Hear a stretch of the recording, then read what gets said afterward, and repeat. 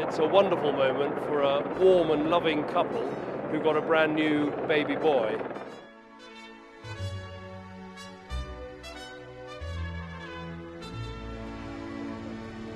There is blood in their veins that has been coursing through royal veins since before 1066. I mean, can you get Radio 3 on? There are not many 90-year-old men who are still voted as being stylish. Time hasn't changed him. Age certainly hasn't changed him. And in fact, if anything else, he's probably become what we know in Britain as a grumpy old man.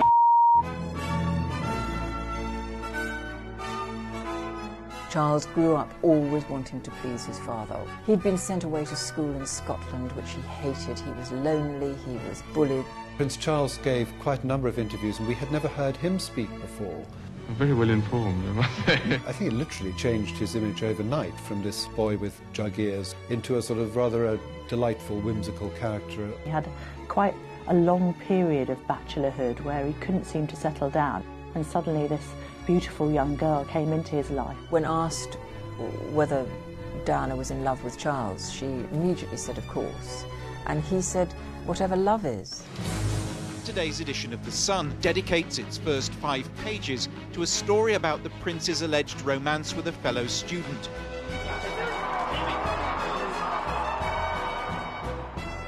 Prince Harry is more like his mother.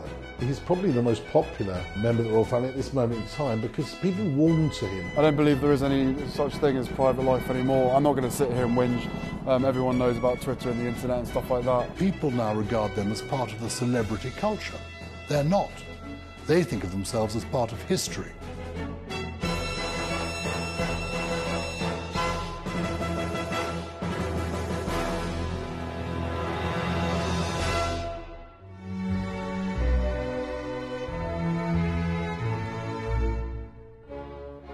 Prince Philip is head of the royal family and patriarch of the princes. Known as a no-nonsense and tough, gruff military man, he occasionally oversteps the line of political correctness with both feet.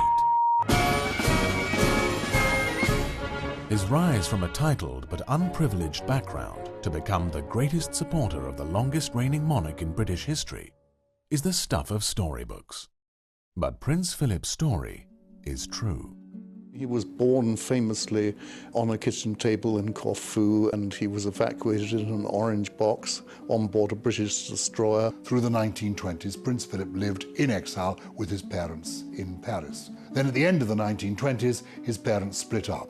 His mother had a breakdown, ended up in an asylum in Switzerland, and his father floated down to the south of France, where he ended up with a girlfriend living in a boat. Following his time at Gordonston, which specialised in seamanship, Prince Philip left in 1939 to join the Royal Navy as a cadet. He was astonishingly good-looking. He's always maintained a very fit profile, and he looked what he was, a young Greek god. So he wasn't like anyone else, I think, that Princess Elizabeth would have come up against. The first notable meeting was the one when King George VI and Queen Elizabeth went with their children, Elizabeth and Margaret Rose, to see the sailors down at Dartmouth. And Prince Philip, because he was their cousin, was charged with looking after them. She met Prince Philip of Greece, as he then was, in 1939, when he was a dashing naval cadet at Dartmouth Naval College. She'd met him before at family occasions, but this was the occasion when, by her own account, the spark was struck. Very dashing and very handsome, and I mean, quite unusually. She actually thought, this man is wonderful, you know, as a 13-year-old could think, you know, a handsome prince, and never really had any affection for any other man ever since. After completing his initial training at Royal Naval College, Dartmouth, he joined the battleship HMS Ramillies as a midshipman during the early stages of World War II. From that moment on, as far as I can make out, Princess Elizabeth kept a photograph of Prince Philip on her desk throughout the war. Prince Philip enjoyed a glittering war career, joining the battleship HMS Valiant in Alexandria in January 1941. After his promotion to sub-lieutenant, he was appointed to the destroyer HMS Wallace, based at Rosyth, for convoy escort duties. Further promotions meant that he was appointed second in command of Wallace at the unusually early age of 21.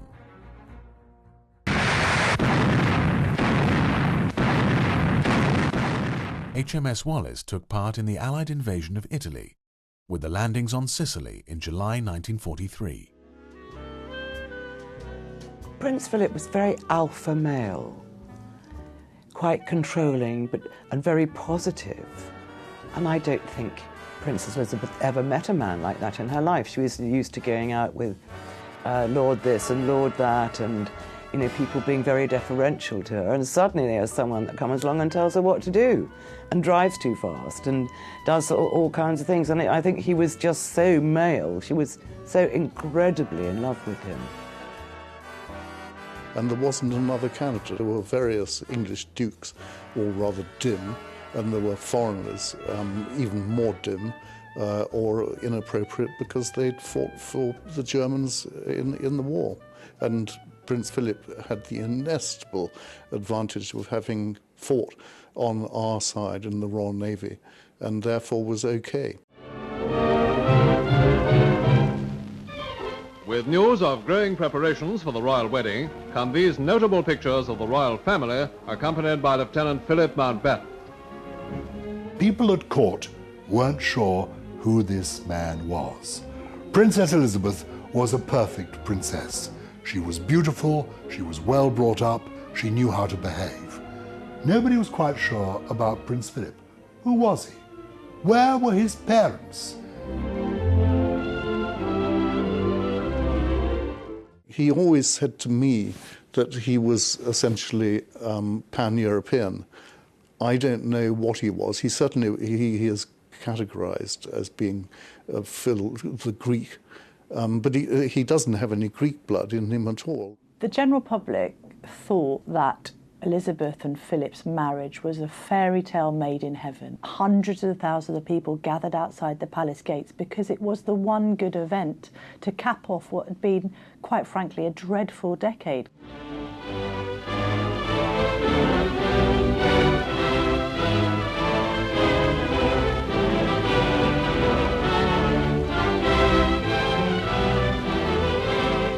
Homage and rejoicing, side by side with glowing pageantry, marked Britain's greatest royal occasion since the coronation. The royal wedding was seen as a sort of new Elizabethan age. The country was in a terrible state. It was very austere right after the war, and suddenly there's this beautiful bride, because Princess Elizabeth was incredibly beautiful, and this handsome naval officer were going to carry the country out of the doldrums of war and present them with a golden future. But the feeling was very much of their wedding. It was like a fairy tale.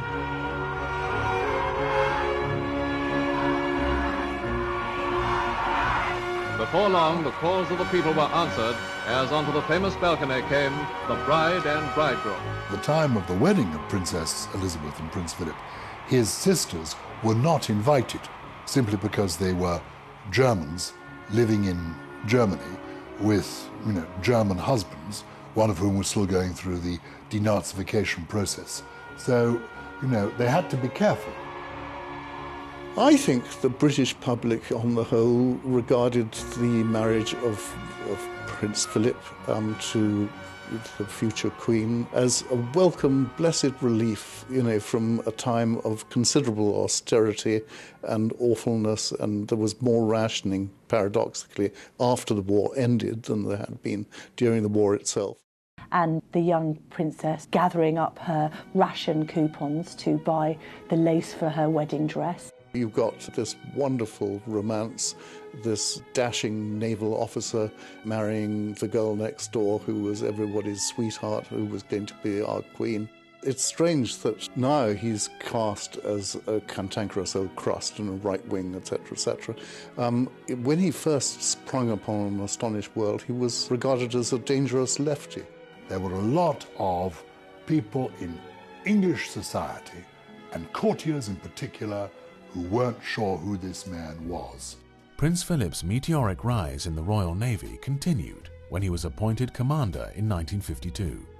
Philip had insisted after the marriage that he should pursue his naval career. She wanted him very much to do this.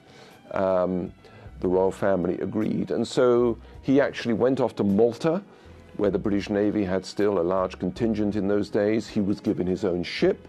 She went out there not as a princess, but as the captain's wife.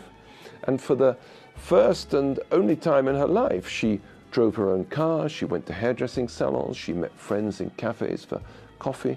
She had something resembling ordinary life, and it had been her wish and hope that that could continue for several years. It was obvious that she meant to enjoy herself. She had no restrictions. She could move about on her own in Malta. It was absolutely novel for her, you know. I think officially she was the boss. But in private life, I think Philip ran the show. That's my impression, yes. He seemed to boss her around most of the time, you know. And I shouldn't say this, perhaps. I've heard him swear at her.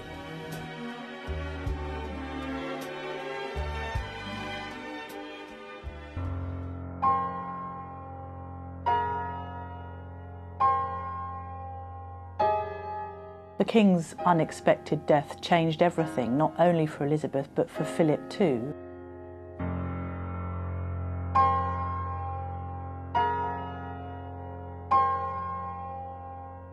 As a couple, they had enjoyed a blissful existence in Malta, where the Duke of Edinburgh was then based as an officer in the Royal Navy. And their first tour, so to speak, was brought to an abrupt halt when they heard news of the King's death, where in Kenya, of course, it was the Duke of Edinburgh that broke the news to Princess Elizabeth, and understandably she was devastated. People were bowing to her and she was the new Queen, and for both of them it really brought to an abrupt end what had been as normal a marriage as possible for a royal couple. Prince Philip is a military man through and through. If he hadn't married the Queen, he would have been a highly successful naval officer, probably would have reached the rank of admiral. Suddenly, the Queen superseded him entirely, and I think for the dynamics of the relationship, that was quite hard to deal with. He had the potential of having a very good naval career ahead of him. He served with distinction in the Second World War, first in the Mediterranean. The untimely death of the Queen's father, George VI, meant that Philip had to hang up his uniform and be there just 2 steps behind the Queen. And as anyone who would know Prince Philip would completely understand, he likes to earn everything that he does. He did not like the idea of suddenly being appointed Admiral of the Fleet, Field Marshal and Marshal of the Royal Air Force without having done anything to earn it. When Prince Philip went off on his solo voyage on Britannia, it was very early in the marriage and people were saying, oh, is there trouble in the marriage? There have always been rumours about Prince Philip and girls. I remember Prince Philip saying to me, if I'd fathered as many children as I was supposed to have fathered, I wouldn't have had time for anything else. The thing about the Queen and Prince Philip is they're very, very well matched. I mean, she took on somebody her own size. I went to the theatre with them one evening and sat in the royal box with them, and the interval came. And I stood at the side of the room with the Duke of Edinburgh. And he looked across the crowded room towards the Queen, who was quite a small woman, and she was surrounded by people meeting her and bowing and shaking her hand. And he leant against the wall and he was holding a drink, and he caught her eye. And across the crowded room, as she smiled at him, he merely lifted his glass and toasted her. I must confess, my Lord Mayor, that it came as a bit of a surprise to realise that we had been married 25 years. Neither of us are much given to looking back, and the years have slipped by so quickly. He always said that his main job was to make it possible for his wife to reign. One of the ways he supports her is to run all the royal estates for her, and he's been extremely energetic at Windsor and Sandringham, Balmoral and so forth. The Queen sees it as her duty to walk at the pace of the slowest person in the land, so that nobody in the country feels left behind. So there is the Duke of Edinburgh thrusting, going forward, trying to do this, trying to do that, trying to change this, and there is the Queen quite steadily walking along. The Queen is the head of state, but Prince Philip is the head of the household. He's the head of the family, so people have to answer to him. We had the good fortune to grow up in happy and united families. We have been fortunate in our children.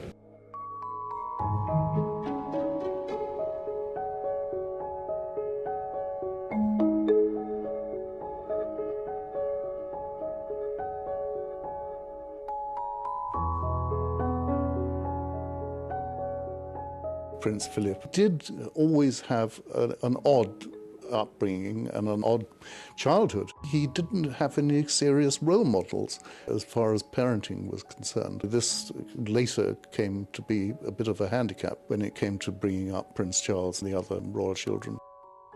The Duke of Edinburgh simply didn't get his son. He didn't understand. He had a very difficult relationship with Charles. They didn't speak to one another as normal father and son. If he's your father, it must be quite difficult. There's no doubt that his relationship with Prince Harry, Prince William, his grandsons, they find him helpful and caring, which is not the impression you get with his own sons. Maybe he always found Prince Charles slightly exasperating, and the fact that he wasn't able to make more of a go of his marriage to Princess Diana was at least as much his son's fault as his daughter-in-law's. I think the Queen herself will be the first to admit that Prince Philip isn't somebody who minces his words. He's got an opinion on everything and he doesn't mind expressing it. That's just his style, because he doesn't do small talk and he doesn't suffer fools, and he likes having scientific conversations. He likes having deep conversations. I've always found him incredibly funny. I've met him a number of occasions. I found him quite a sympathetic and extremely erudite and very clever person. He's very interested in new technology, new ideas. I mean, can you get Radio 3 on? He's very funny, very outspoken, says exactly what he thinks. If you're Prince Philip, you feel obliged somehow to break the ice.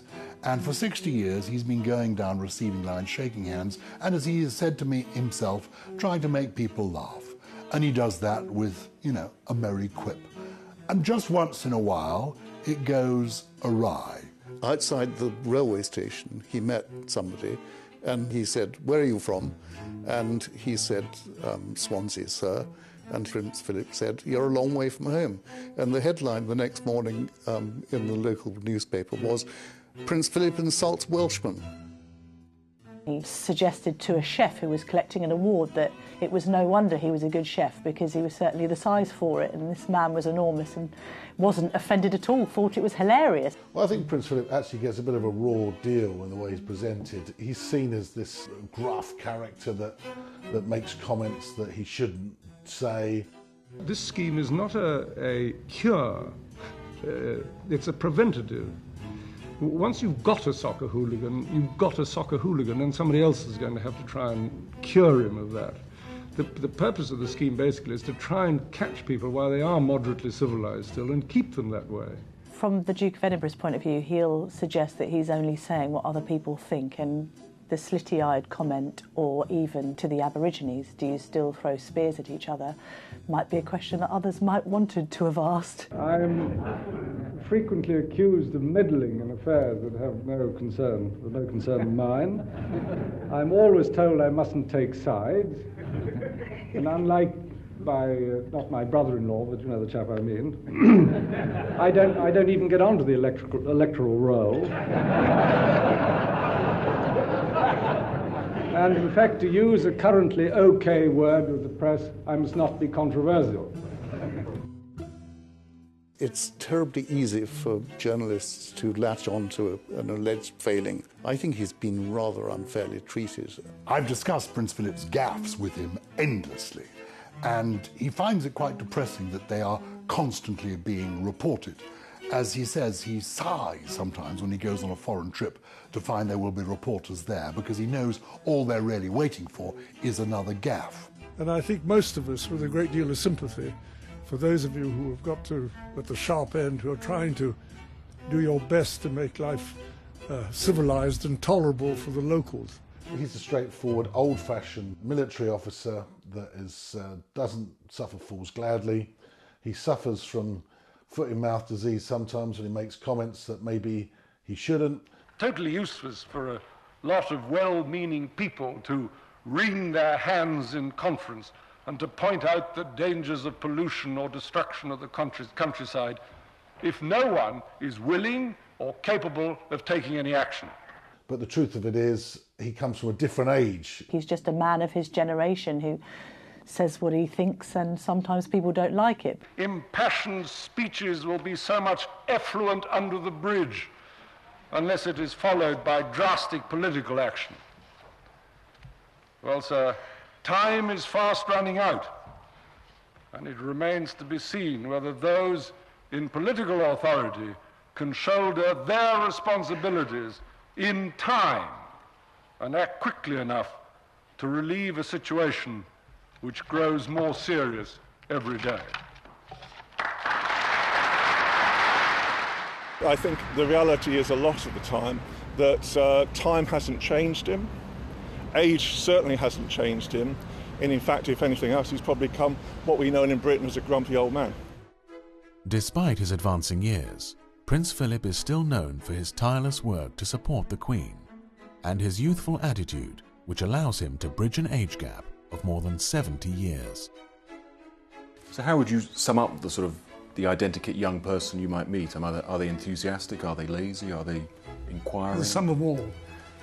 Yeah, I don't think you want to generalise about young people. It's very dangerous. But there's no sense you have that they're less willing to take risks nowadays? You know, we hear this talk of There's great danger about being generalising about young people, because you can find somebody who's the exception, or not just somebody, but a whole group of them who are exceptions.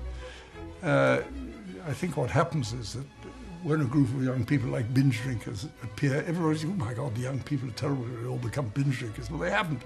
It's that one group who were mods and rockers a few generations. You probably one yourself. I mean, people go through... Well, you know, you never know. People become quite civilised when they grow up. What's very interesting about the Queen and the Duke of Edinburgh is they are very consistent people. What you see is what you get. They're not performers. And for the Queen herself, when you consider that she's surrounded by a lot of lackeys and perhaps a lot of yes men, actually having a man in her life to tell her what he thinks of what she's doing is probably a refreshing change. Prince Philip's personal thoughts on his family and on half a century of marriage. It's been a challenge for us, but by trial and experience, I believe we have achieved a sensible division of labour and a good balance between our individual and joint interests. Of course, after 50 years of experience, I find there's a great temptation to give advice. The trouble is that no two marriages are quite alike. However, I think that the main lesson that we've learned is that tolerance is the one essential ingredient of any happy marriage.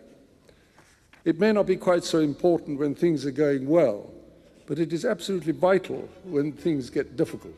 There's been documented rows that have taken place between the Queen and Prince Philip. I think he once suggested that she wasn't driving well, or he wasn't driving well, and he said that she should get out of the car and walk. I think there's been the kind of rows that you would expect after 60 years of marriage in any couple.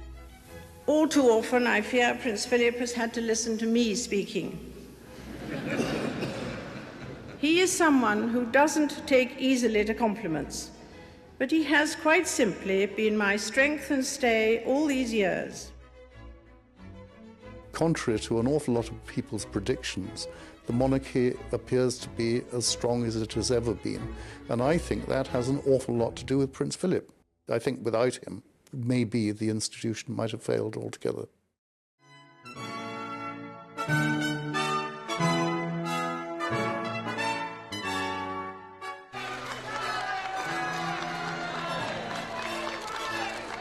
The Prince of Wales is heir apparent to the throne, the first in line to become king, even though he will probably be amongst the eldest princes ever to become king. If the Queen lives as long as her mother, Prince Charles won't come to the throne until he's 77.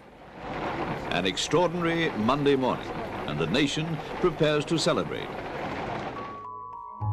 Prince Charles was born at Buckingham Palace on the 14th of November 1948. He was taken away from her when he was only 10 days old because she developed measles after giving birth to Charles.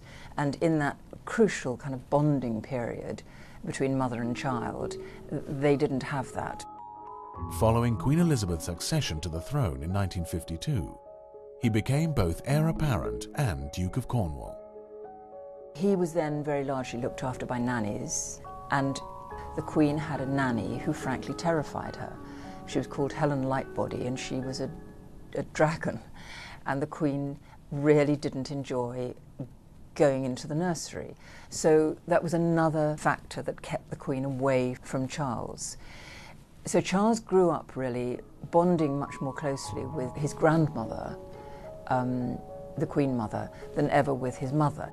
She was, quite simply, the most magical grandmother you could possibly have, and I was utterly devoted to her. Consigned to the care of his nanny, he became more introspective, welcoming his mother back with a handshake rather than a hug. When the Queen came back from that long tour and got off the train at Paddington Station, and her son, who'd been dying to see her, came up to her. She didn't kiss him or put her arms around him. She shook his hand. And what does that say? That says, "Where's my mummy?" Charles grew up always wanting to please his father, always wanting his father's approval, and never quite managing to get it. The Duke of Edinburgh simply didn't get his son. He didn't understand. He didn't think boys should cry. It was all stiff upper lip and manage your emotions, and Charles didn't do that. In 1958, Prince Charles became the first Prince of Wales since 1936, after the abdication of King Edward VIII to marry Wallis Simpson. Now Jeff Shirley reporting on Gordonston as Prince Charles arrives with his father, the school's most famous old boy. He'd been sent away to school in Scotland, which he hated. He was lonely, he was bullied there. He would have been much happier somewhere like Eton, where he would have been close to his family and close to his grandmother particularly. He had a miserable time, miles away from everything that was familiar to him. But the general concept was that actually the press on the whole didn't really know where Gordonston was, and probably in their minds would have had to clamber over mountains of heather in order to find this place. If you're going to send somebody to Gordonston like Prince Charles, it's going to have an impact on him. Whereas for Prince Philip, fantastic, absolutely loved every minute of the Spartan way that the system was arranged by Kurt Hahn, and he loved the whole philosophy.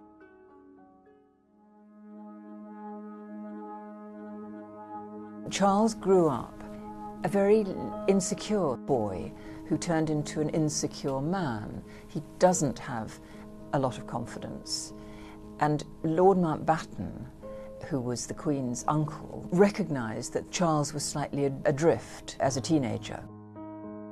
He was not a happy child, and Mountbatten took him under his wing and started to prepare him for the future and to give him some confidence and to make him feel valued.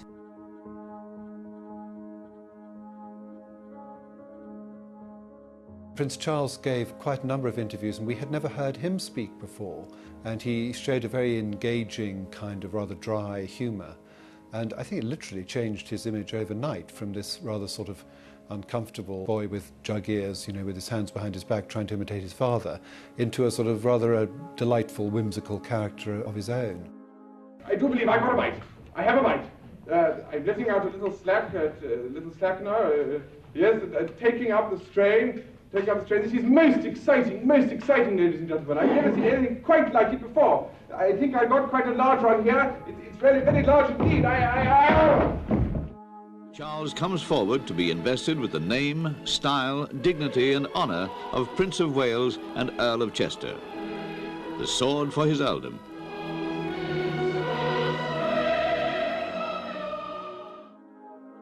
The investiture of Prince Charles was a state occasion before the Welsh people at Carnarvon Castle on the 1st of July 1969.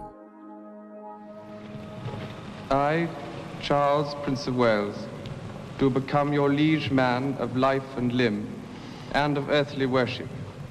And faith and truth I will bear unto thee, to live and die against all manner of folks. The acts of investiture, homage and fealty are complete.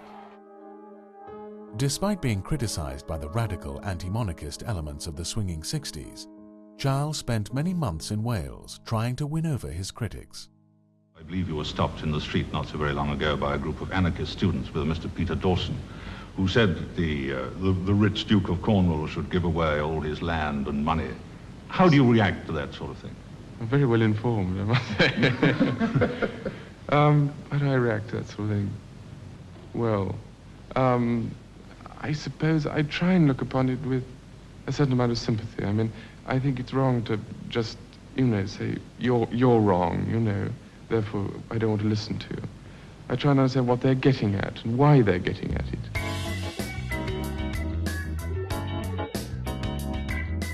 During the 1970s, Prince Charles became known as a playboy for his liaisons with beautiful and eligible women, and his easy charm with music and movie stars.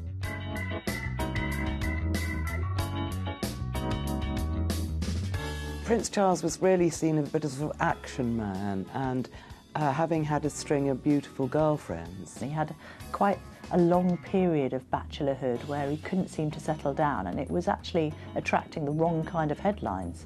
Was he a playboy prince? Was he not able to make decisions? Was he not able to commit?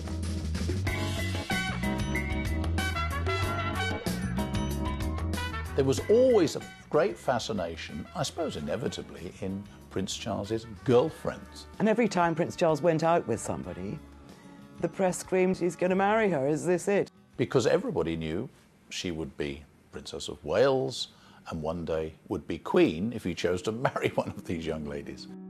The obsession with Prince Charles's girlfriends became a frenzy when a quiet, demure girl named Diana Spencer came onto the scene in 1980. I'm old enough to remember working on a newspaper and going one evening to a theatre where Prince Charles had taken a young lady. Suddenly this beautiful young girl came into his life, and it really improved his PR enormously. Everybody loved Diana when they first encountered her. When she went up to Balmoral that first time, the Queen and the Duke of Edinburgh were there, many members of the family were there, plus friends, and they all thought Diana was absolutely magic. Although she had some royal connections in her family, she wasn't the usual type of girlfriend that I remember Prince Charles accompanying to places. That marriage came about in a strange way. It came about through granny power. His grandmother, the Queen Mother, and her grandmother, Lady Fermoy, got together, and they agreed that whoever Charles married would have to be a virgin. And Lady Fermoy assured the Queen Mother that Diana was a virgin, so the Queen Mother said, then that's the one. The problem for Diana Spencer, and what she really fell victim to, was a time warp. We all like the idea of the royal family being like everybody else, but if they get too like everybody else, then what's special about them? By the 1970s, when Diana Spencer appeared on the scene, most people couldn't care less whether the bride walking up the aisle was a virgin or not in ordinary life. But when it came to the royal family, we still expected this old-fashioned view. She was a virgin. This made her a very prime candidate. Following their fairy tale romance, the Prince of Wales married Lady Diana Spencer on the 29th of July, 1981, in St. Paul's Cathedral, and Diana became Her Royal Highness, the Princess of Wales. Both the Queen and the Duke of Edinburgh were delighted, I think, at the prospect of Diana marrying Prince Charles when it happened. She was a beautiful, charming, delightful, innocent young girl, and they had high hopes for the relationship. I thought the engagement interview was terribly sad. When asked whether Diana was in love with Charles, she immediately said, of course. And he said, whatever love is. I'm amazed that she's been brave enough to take me on. And I suppose in love. Of course. Whatever in love means. It must have hurt her enormously. when he said that, because what would our wives have said if we'd said on the day of our engagement publicly that whatever love is, he was sending a message to Camilla. But poor Camilla's problem was sort of catch-22. When she met Prince Charles, she fell in love, they went to bed together, but that sort of automatically ruled her out as a future queen. Prince Charles and Diana, Princess of Wales, had two sons, Prince William, born on the 21st of June 1982, and Prince Harry, born on the 15th of September 1984. The cracks in the relationship of Charles and Diana began to appear in the late 1980s. She was troubled because of her childhood. At the time, Charles didn't know what the problem was. She lived in a kind of romantic world. She read Barbara Cartland romantic novels. And I suspect that she simply thought royal life would be like something out of a romantic novel. And she had no support system, no family around her. That's what went wrong more than anything with Diana. Nobody tells you anything at all. One of the astonishing successes that Prince Philip has been and has made of his life is that nobody told him either, but he instinctively knew how to behave. Other interlopers aren't told, and I think that was ultimately the great tragedy of Princess Diana. Charles simply didn't know what on earth to do. He didn't know how to help. He thought that it was his fault. He gave up the friends that Diana said she didn't like, got rid of staff that she didn't like, did everything that he possibly could to make her happy. He couldn't make her happy. Nothing could make her happy. She fed herself emotionally on the adoration of strangers. And this caused a huge problem with Charles, because rather than being a support to him, she outshone him. He would make speeches, and the press ignored his speeches, and they talked about Diana's hairstyle or her clothes, and could she perhaps be pregnant again? Charles found that incredibly frustrating. The Queen was immensely distressed by what was happening in the marriage of Charles and Diana for a number of reasons, but particularly to the happiness of the couple and their ability to be parents to William and Harry, whom she loved dearly as a grandmother, but also who represented the future of the royal family. The Queen is very aware of current trends. She lives in the world like the rest of us. She's not remote in some castle somewhere. And she knew that if Diana was that unhappy, that the marriage really would have no future. Nobody sees the Queen without an appointment, but Diana used to wait in the page's vestibule until the Queen's last visitor, if you like, had left. And then she'd dash in before the next one, and she'd just cry and say, everybody hates me, I hate my mother, I hate my sister, I hate my husband. And the Queen, not used to this kind of moral confrontation, just didn't know how to handle Diana. It would be a great mistake to think that she blamed Diana for what went wrong. If anything, I believe that she and her husband, Prince Philip, put more of the blame on Prince Charles. And Prince Charles, of course, as we since discovered, was already committed emotionally to another woman. The Prince of Wales and Camilla Parker Bowles seen together in public quite clearly. Charles and Diana and Camilla and Fergie and Andrew, it's endless how the royals go wild at bedtime, and that creates problems. When he was interviewed by Jonathan Dimbleby and asked whether he'd committed adultery, he again told the truth. Yes, but only when the marriage had irretrievably broken down. And for some strange reason, the great British public chooses not to believe him, but to believe Diana's version, that Camilla was always there, that there was no chance of it ever working. I've come to the conclusion that really it would have been far easier to have had two wives. To have covered both sides of the street. That time, everybody was saying, good luck, and I hope everything goes well, and how lucky you are to be engaged to such a lovely lady. And my goodness, I was lucky enough to marry her. And we had many messages. It's amazing what ladies do when your back's turned. It quickly went wrong. The first inclination that I got that the marriage had gone wrong was a palace maid, her name was Michelle Riles, went to their room at Balmoral one morning to clean it up, and every single thing in it had been smashed. It was wrecked, and Charles had slept on the floor in his dressing room. I mean, it was, from that moment on, it was obvious that, I mean, all couples have rows, but this one never ended. Well before the actual breakup of the marriage, things were beginning to be said. I can remember a very senior royal advisor talking to me about it a bit. And it wasn't until one particular writer and the princess got together and she decided that she wanted her story out there that the whole thing exploded. I wrote a book 14 years ago called Charles, Victim or Villain that caused a huge fuss. I set out to discover whether he had never stopped loving Camilla and had used Diana and abused her.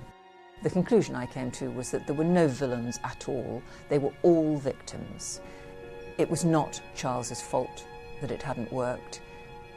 He was a needy individual, she was a desperately needy individual, and they were unable to help each other. I wish to inform the House that Buckingham Palace are at this moment issuing the following statement. It reads as follows. It is announced from Buckingham Palace that with regret the Prince and Princess of Wales have decided to separate. Their Royal Highnesses have no plans to divorce and their constitutional positions are unaffected. This decision has been reached amicably and they will both continue to participate fully in the upbringing of their children. Diana continued to live at Kensington Palace and bring up William and Harry. But her lifestyle and choice of partners was beginning to destabilise not only the family, but also the monarchy. We knew she was seeing Dodi Fayed, son of Mohammed Fayed, the owner of Harrods, and I think a lot of people thought that was a very strange relationship. She went with the boys to stay with the Fayeds in the south of France. Diana was photographed cavorting with Dodi. The boys found that quite uncomfortable. There was a lot of publicity. They went back to England and flew up to Scotland and joined their father, and they started the family holiday.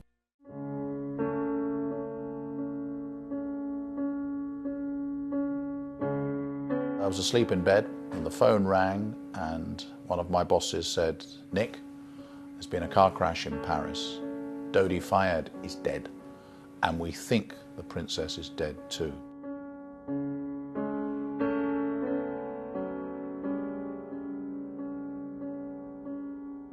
So I obviously got up, got dressed, went straight to the studio in the middle of the night, and then was really on television, I have to say, for the next week, really. At first, ambulance crews managed to keep the princess alive, but her heart had stopped beating by the time she was admitted to hospital. The surgeons fought for 2 hours to restart her heart. At 3 o'clock this morning, London time, they admitted defeat and announced that Diana, Princess of Wales, was dead. It was Charles's burden and responsibility to break the news that their mother had died to William and Harry, which I think must have been enormously difficult. The week after Diana died was a long week from a media point of view. The Queen was up at Balmoral. She happened to have staying with her at the time Prince Charles, Prince William and Prince Harry.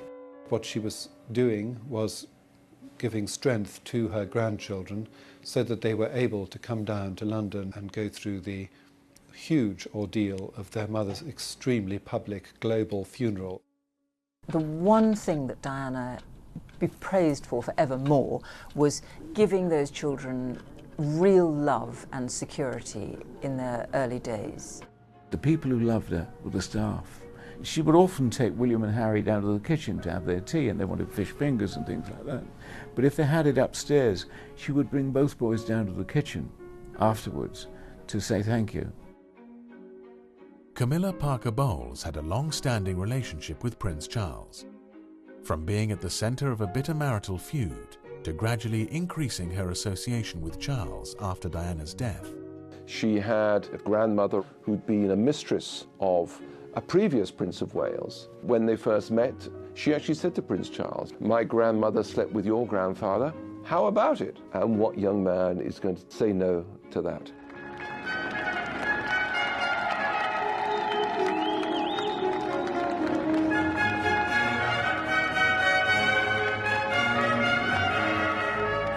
Prince Charles and Camilla Parker Bowles were married on the 9th of April 2005.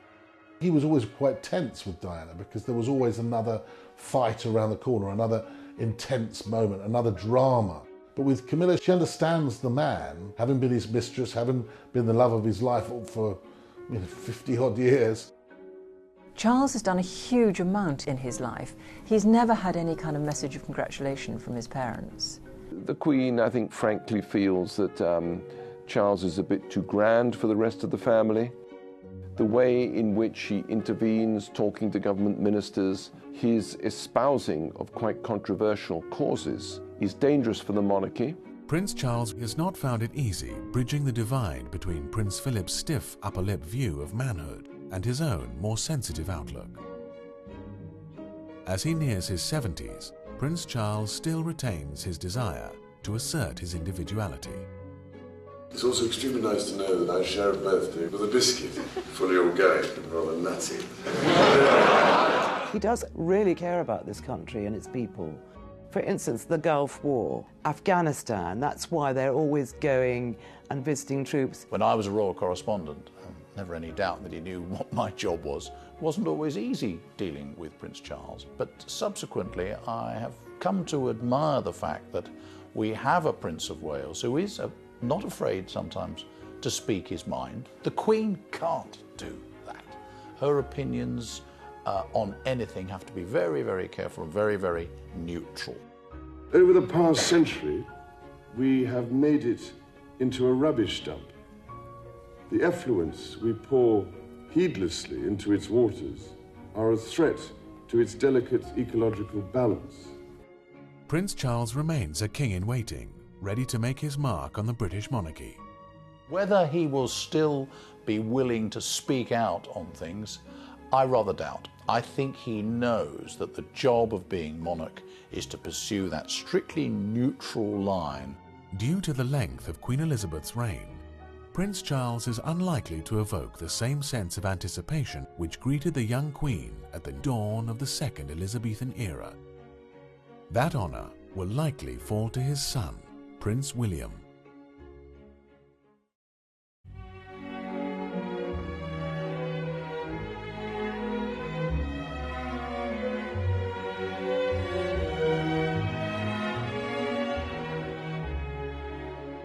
Prince William is the elder son of the Prince of Wales and the late Diana, Princess of Wales. On the 29th of April 2011, following his marriage to Catherine Middleton, the title the Duke of Cambridge was conferred on him by the Queen.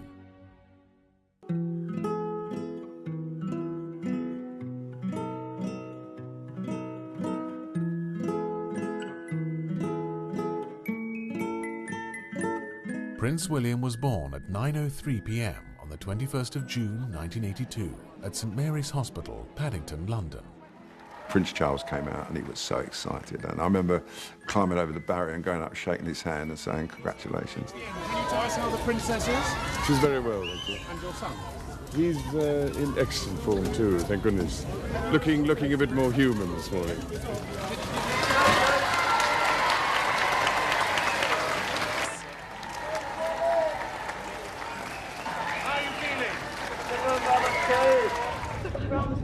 Now, who wants it which way first? Outside or that side?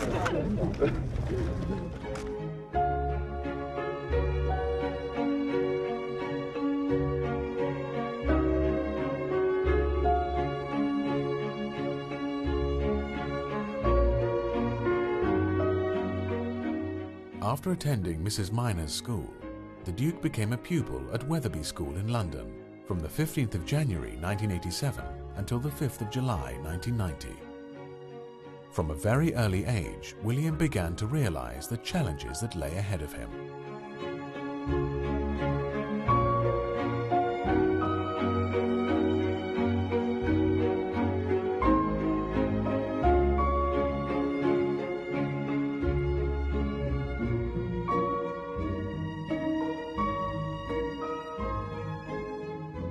Kid said to William, "Excuse me, is it true that you know the Queen?" And William sort of just looked at him and said, "Don't you mean Granny?" I remember one picture I've got, in fact, he's going to run on the polo field, and his nanny's grabbed him, and she's scolding him, and William's face creases into tears. And I remember what happened afterwards. He ran to his mother, and she sat him on his lap, and she soothed him. William and Harry grew up in this very tricky household. They absolutely adored their mother absolutely adored them, and so did their father. Prince Charles proved to be a loving, understanding, caring father of whom the boys are immensely fond. Prince Charles would have listened to Princess Diana. He would have seen that the characters of his children were different and would require different types of attitude towards the way they should be raised.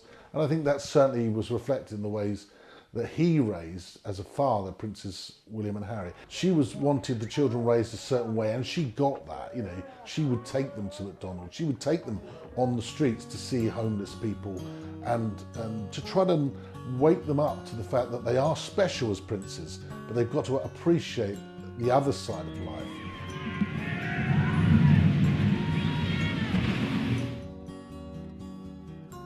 The one thing that Diana be praised for forevermore was giving those children real love and security. She wanted them to mix with other children. She wanted them to have fun, to be freer. Prince William looks a lot like his mother in many respects, but his character is more Windsor than Spencer.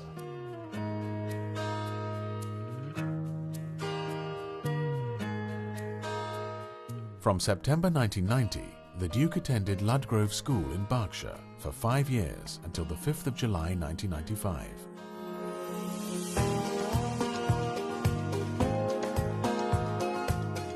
Over time, Prince William began to show more of his mother's easy and warm character. From July 1995, William attended Eton College to study geography, biology and history of art. For the young prince, it would be a year to forget. He'd grown used to his family constantly being in the media spotlight, but now they were making headlines for all the wrong reasons. The royal family has reflected family life in general, because behind palace gates they are a normal family with normal problems and normal emotions. In fact, they're under more pressure really than the rest of us, because their moves are all scrutinised, and if there's problems in the relationship, the cameras are there to pick it up, and that very much happened, of course, with Prince Charles and Diana. I asked Prince Philip, and he said, "We're a family. We are a family. These things happen in families." And they coped with it as a family would, and their reaction to it was that of parents of their particular generation.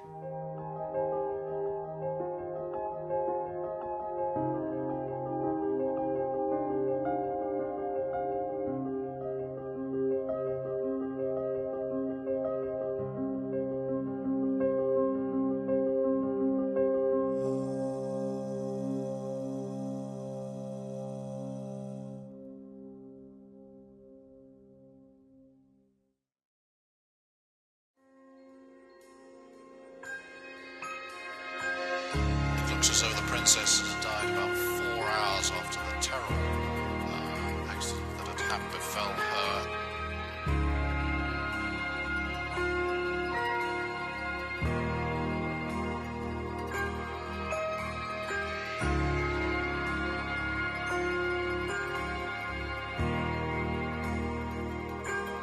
Charles went in the early hours of the morning and told them the news.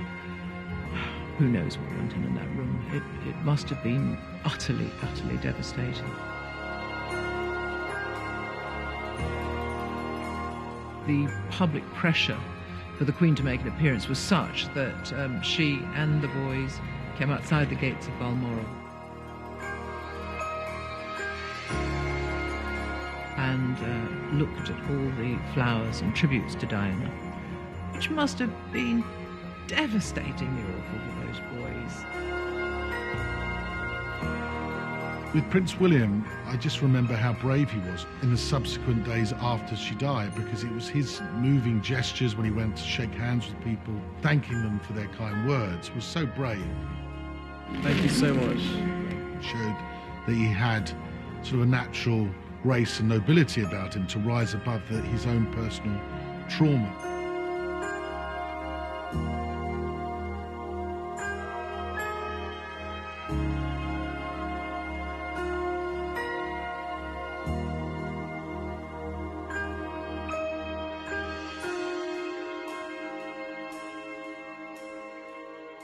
Prince William was only 15 years old when Diana, Princess of Wales, was killed in a car crash in Paris on the 31st of August 1997.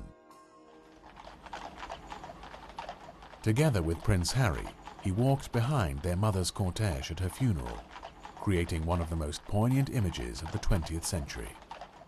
Whenever I see an image of the princes behind Princess Diana's coffin, and I think when any of us see those images, I imagine everybody feels just incredibly protective and devastated at the level of their loss. There was a time when Prince William wasn't terribly keen to walk in the procession because he thought the whole thing had turned into a terrible, ghastly media shenanigans. But the night before, Prince Philip said to him, "I think when you're older, you would regret it if you didn't walk in your mother's procession, and I will walk with you." And that's an immensely supportive grandfather. I think he got it absolutely right. And there's a moment, if you look at the footage of that they're passing under Whitehall and they think the cameras aren't on them, and Prince Philip sort of leans over and says, "How's it going?" That's what you need from a grandfather on an occasion of that kind, I think.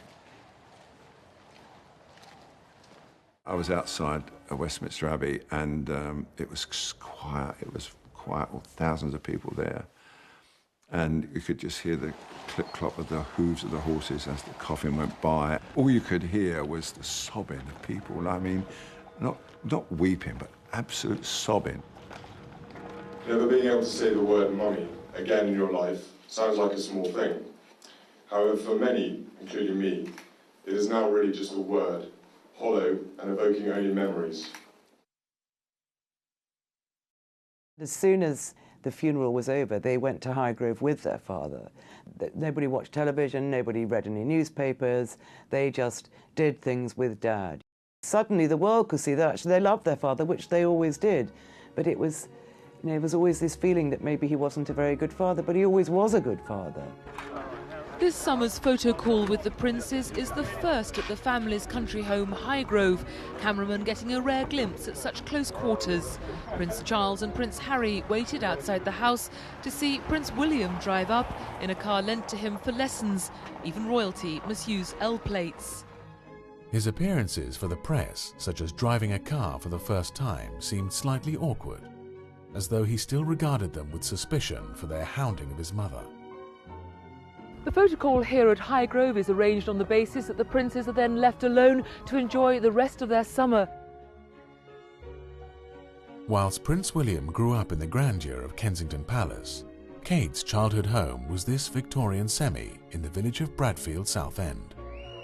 A red rose for Prince William tonight, after a day in which he'd captured the hearts of the Scottish people. The once media-shy prince found himself thrust into the limelight as never before.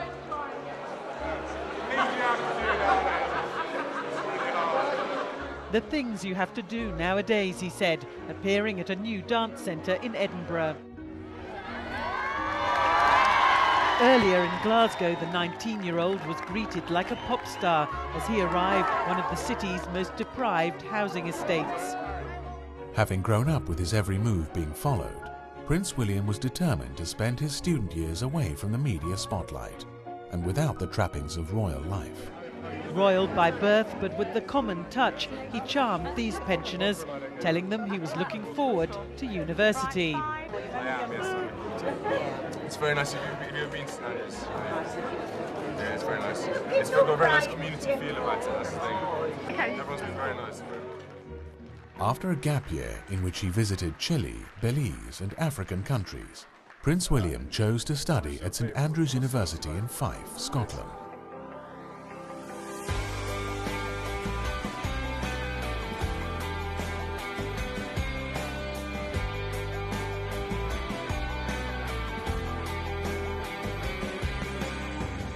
The ancient town of St Andrews on the east coast of Scotland seemed the perfect choice.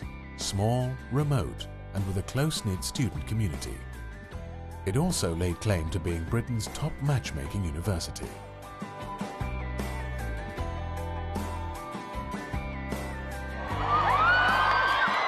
The small university town of St Andrews had never seen anything like it. Prince William greeted like a local hero as he arrived with his father. Even before he'd attended a single lecture of his art history course, the student prince was a celebrity.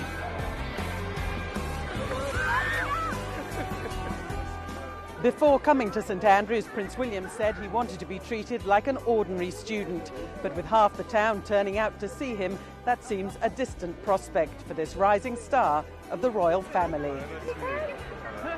Oh, you're the loveliest name. Welcome to St Andrews. Welcome. Thank you very much.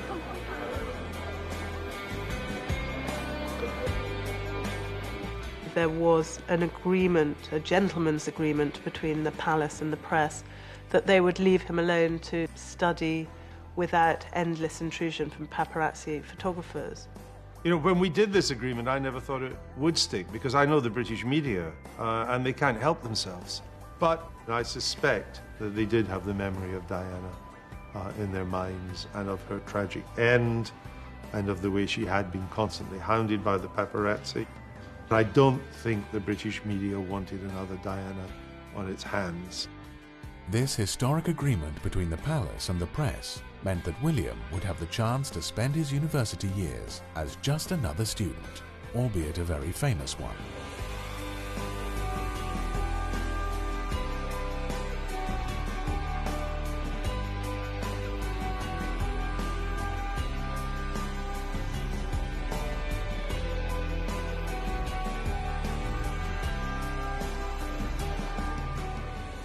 In the ensuing years, he didn't go off the rails. He grew up, he went through school, he got good academic results, and he found a nice, attractive girl at university. William would spend his first year living at St Salvator's Halls of Residence, known locally as Sally's, and it was here that he and Kate Middleton would finally meet. For their second year at university, William and Kate shared a house in one of St Andrews' most exclusive streets, renting a top-floor apartment with two other friends. It was here that their romance blossomed, but it would be another 18 months before the relationship was revealed in the press, when the couple were photographed together on a skiing holiday in the Swiss Alps. This was Prince William at the weekend, enjoying the slopes at Cloisters with his father, the Prince of Wales, in full view of the photographers. In return, the paparazzi and their clicking shutters were expected to withdraw, leaving the royals to enjoy the rest of their holiday in private. That's why Prince William is said to be irritated and palace officials furious about today's edition of The Sun. Ironically, this dispute comes at a time when Prince William appeared to be increasingly relaxed with the press attention, happy to joke with the photographers, many of whom are known on first-name terms. You watched the rugby last night, Will? Might have done, Arthur, yes. What do you think? Disappointed, but we're still world champions, so I'm quite happy about that. Arthur Edwards, the Sun's veteran royal photographer, says he believes Prince William wasn't necessarily an unwilling victim. Today's edition of The Sun dedicates its first 5 pages to a story about the prince's alleged romance with a fellow student. The girl, said to be the prince's first serious girlfriend, is Kate Middleton. She is a flatmate of the prince at St Andrews. There wasn't to be any more denying after that because it was a picture for everyone to see. This was a couple and Wills gets his girl, I think was the headline. And he had, but the truth was he'd had her for quite a time.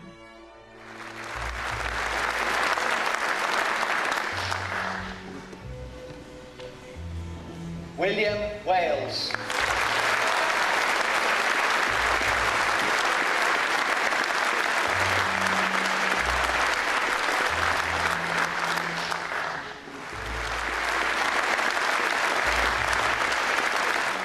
Kate's life was going to change unbelievably. She was a sort of a normal girl who went to Marlborough College. We knew even then she was going to become one of the most photographed women in the world. Yeah.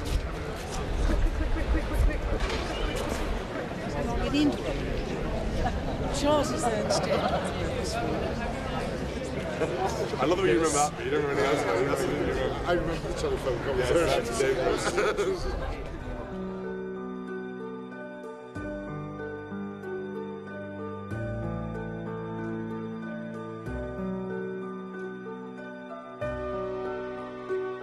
They had a few splits along the way, but they have been a very solid couple for a very long time, which is in contrast to what Charles had to put up with, you know, in terms of the relationship with Diana.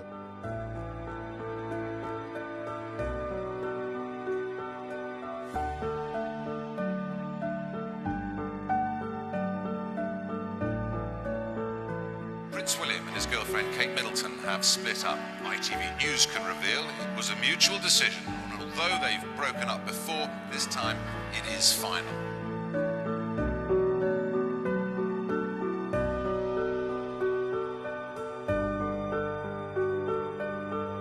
I, at the time, wasn't very happy about it, but actually it made me a stronger person. You find out things about yourself. I really valued that time, although I didn't think it at the time. It's all bad. Wembley Stadium, the 1st of July 2007, on what would have been Prince Diana's 46th birthday. William and Harry hosted a special tribute concert for their mother. Backstage, the princes rubbed shoulders with hip-hop royalty and the recently reformed Take That. But rumours were growing of another eagerly anticipated reunion. There was a lot of speculation about whether Kate and William were back together as an item. And the day before the concert, I asked William whether he would be inviting Kate. I've got lots of friends You can clearly coming. comment on this one.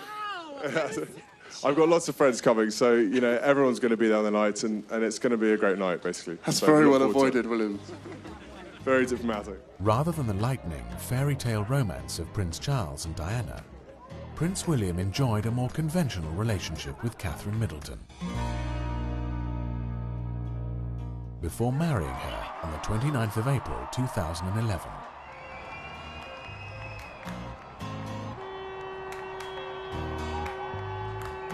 There she was in her beautiful dress, flashing Diana's ring and generally enjoying every minute of it. Although there were nerves there, it was a very happy occasion in their lives, and it was the happiest I'd actually ever seen William. First time since 1660, a major member of the royal family who's in line to the throne is marrying a commoner. Prince William is now very happily married to a young lady who seems absolutely suitable in every way. I mean, this royal family, it's a fairy story all over again. There's less sense of the weight of Burke's peerage. What matters, I think, is that she's capable of becoming queen.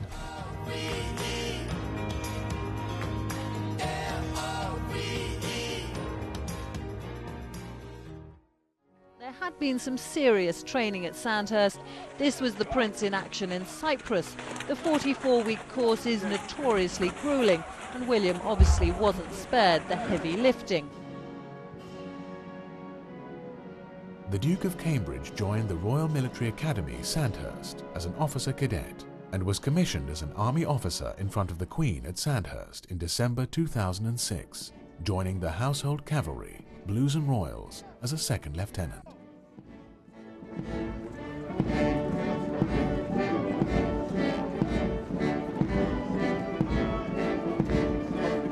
Unlike so many younger generations who are at odds with their parents and grandparents, you have a couple of young men who are clearly devoted not just to Charles, but to their grandmother. There's no doubt that the Queen and Prince William have a very good relationship. William, we know, looks up to her enormously. When he was at Eton, which is the school right beside Windsor Castle, he would regularly go and see his grandmother have tea with her. She would introduce him to aspects of her work. Prince William went on to train as an RAF search and rescue pilot with the Royal Air Force, graduating as a fully operational pilot in September 2010.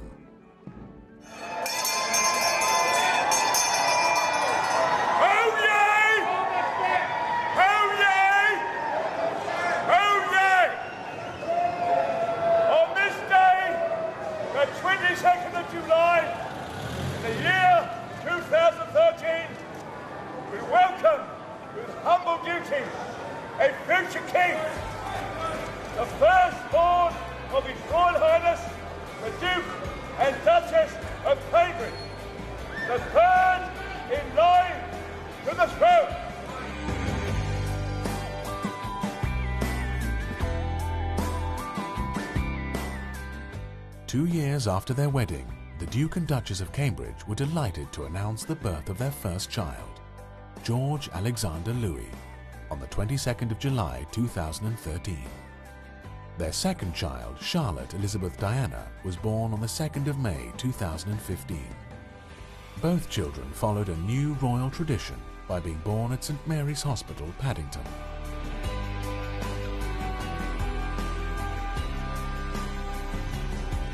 A very loving and happy family man. He's adores his little boy George and new daughter Charlotte. There's no doubt the whole influence of Kate has been great.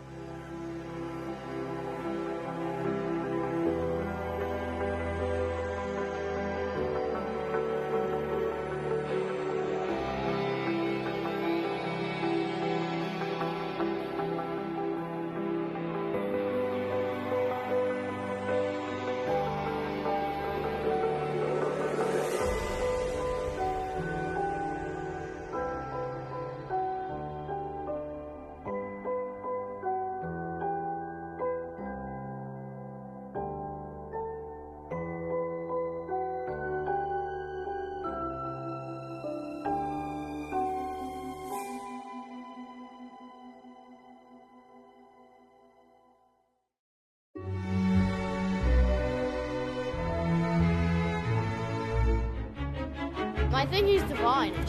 He always smiles. He's so happy. That's why we love him.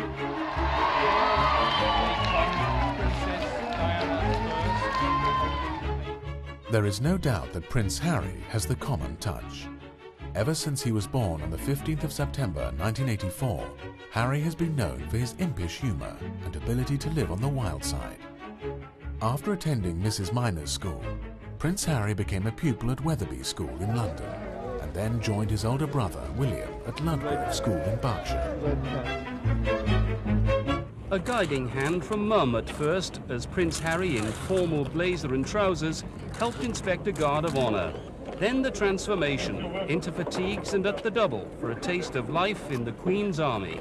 Prince Harry, I think, is probably the most natural and honestly sort of open person as a member of the royal family at this moment in time. When he meets people, they warm to him, not because he's a prince necessarily, but because of who he is as a person.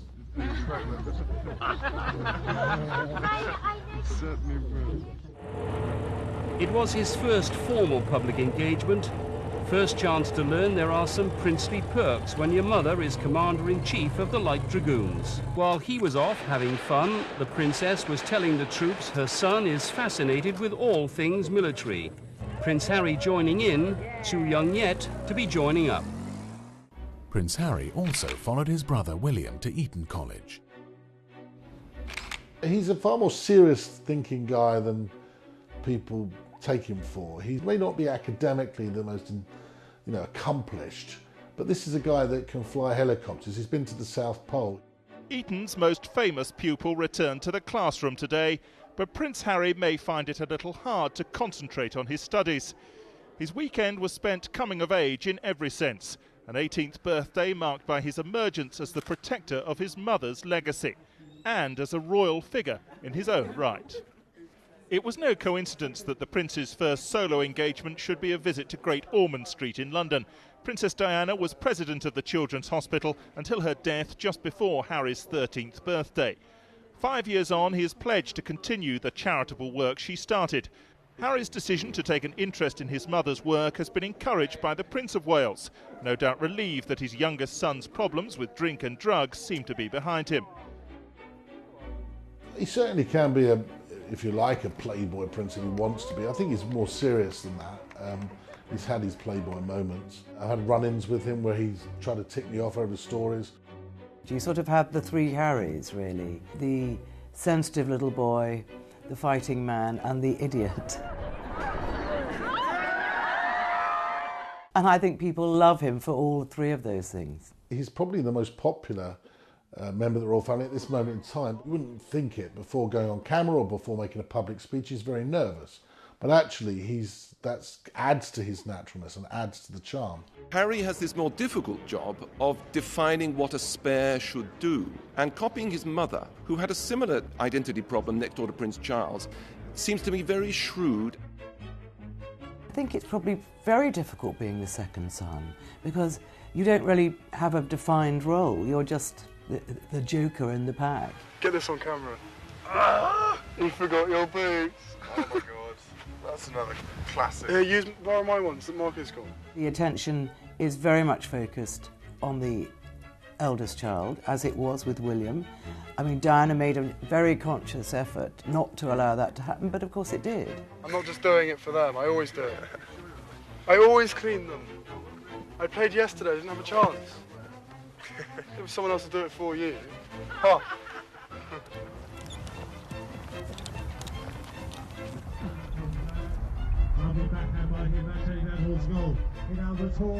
Prince Harry! Prince Harry shoots and it's 2 goals. After completing his A-levels, he took a gap year. It was during this time that Prince Harry highlighted the plight of orphans in Lesotho. Prince Harry went on to co-found the charity Sentebale with Prince Seeiso of Lesotho in memory of their mothers. Like all royal princes, Harry decided to pursue a military career by entering the Royal Military Academy in Sandhurst during 2005. Harry was commissioned in April 2006 as a second lieutenant in the Household Cavalry, Blues and Royals.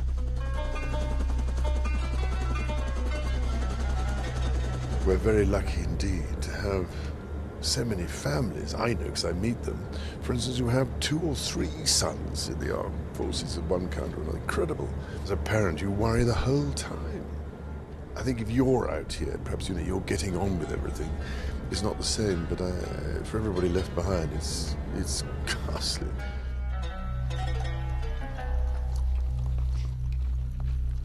Despite his father's reservations for his safety, Prince Harry saw active service during 2 tours of Afghanistan, finishing his second assignment as an Apache helicopter co-pilot and gunner. It wasn't done in the wrong way, but it was just... Keep that away.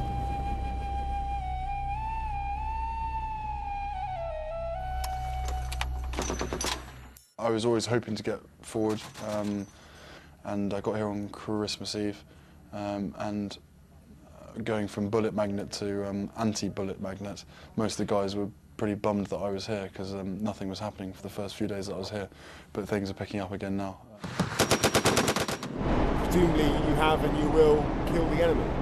Yeah, so lots of people have. We fire when we have to, take a life to save a life, but the main thing for us is tricky escorts. If guys get injured, we come straight into the overhead, puts off any possibility of an insurgent attack because they look at us and just go, right, that's an unfair fight, we're not going to go near them. Harry became important by, being this big character, being this brave boy. This is my bed. I don't really make it when I'm down here, which is a joy. That's it, made. Oh, there it is.